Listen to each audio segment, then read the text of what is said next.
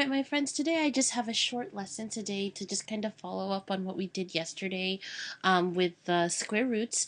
And so we did one example like this actually in the last lesson, but we're going to focus more on them today, which is what happens when you are working on these radicals and there's leftovers, so they're not perfect squares anymore. Okay, so just like always, we want to check our index, and remember the index is the number that's right here in the V. If there's nothing written in there, we assume that the index is 2, so there's nothing in there, so I'm going to put a little 2 in there just to remind us that it's a 2. So if there's nothing written, it's always 2. Okay, and so what that tells us, why the index is important, is because it tells us the number of how many of a kind we need to be able to leave the radical. So think of it like this: the index is the rules of the house, and however many whatever numbers in the index, that's how many people you need to leave the house. Okay, so to start this off, all you're gonna do is you're gonna factor. Okay, so 75, maybe 25 and 3, 5 and 5, and then because I'm crazy, I just want to line this up here. So we end up with that. Okay, and so do we have any pairs? We have a pair of 5s, right? So that means that since we have one pair of 5 circled, how many? We have one circled pair there, which means that I can take 1 5 outside of the radical. Okay, so however many circles you have, you can take that many things out. So you can take 1 5 out, and then what's left over? There's still a 3 left in there, so she stays in there. So final answer for this is 5 radical 3. Okay. Let's try 216. So again, the index is 2. If you were to try and find factors of 216, there's lots of them. Whichever ones you pick, don't worry. As long as you factor, as long as you find multiples that work out, you're going to end up with the same numbers at the end. So don't worry, even if yours are different than mine. So what I picked for 216 was I picked 36 and 6, but you might have done something else. Again, if you did something else, it's okay, just keep going with it. You should still end up with the same answer at the end. Okay, so 36 splits into 6 and 6. Let's drop this 6 down here. And so, yes, I can keep going and make this 3 and 2, 3 and 2, 3 and 2. But if I need 2 of a kind, I already see 2 of a kind right here, right?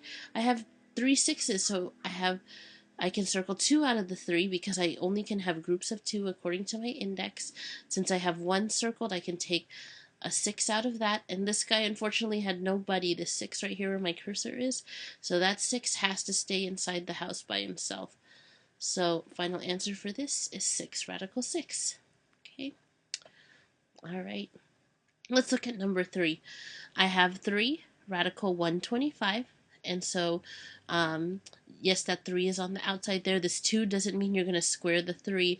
It doesn't become 9. The 2 is just there just to tell us that we need 2 of a kind again inside the house to be able to leave. Okay, so let's split up the 125. And so the factors I picked were 25 and 5. Yours might be a little different, and that's okay. Then I have 5, 5. Let me bring this one down to line it up. I'm looking for 2 of a kind. So I see, here's a 2 of a kind. This 5 has no buddy, unfortunately, so it has to stay there. But I can take this set of 5, one of them out. I had this 3 that was already on the outside, right? See where my green arrow came from? So I'm going to put that 3 there. And since those 2 guys are both on the outside, I multiply them together. So I get 15. And then this 5 right here didn't have a buddy, so I have to leave him in there. Oops, that's not 6. That's a 5. Okay. And then let's just drop it down here. So I end up with 15 radical 5. So to work on this, just don't forget that I had a number already on the outside there. So you drop it down to the bottom once you've taken everything out that you possibly can. Drop it down to the bottom, multiply it, and then whatever's left over on the inside of the house, you just recopy and leave it inside the radical. Okay. Number 4 was just for fun and picked a super huge number. So let's see what kind of factors you come up with. So let's try my factors that I chose for this one. I chose 64 and 30. Let's go ahead and keep working on this. So 64 splits into 8 and 8. 30 splits into 6 and 5.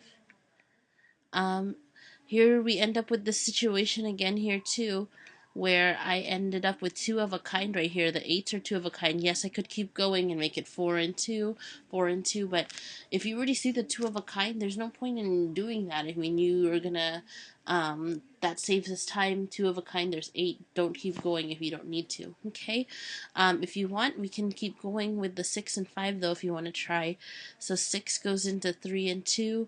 The 5, there's nothing, so it just drops down. So unfortunately, there's nothing, no pairs for the 3, 2, or 5. So here's what can happen right now.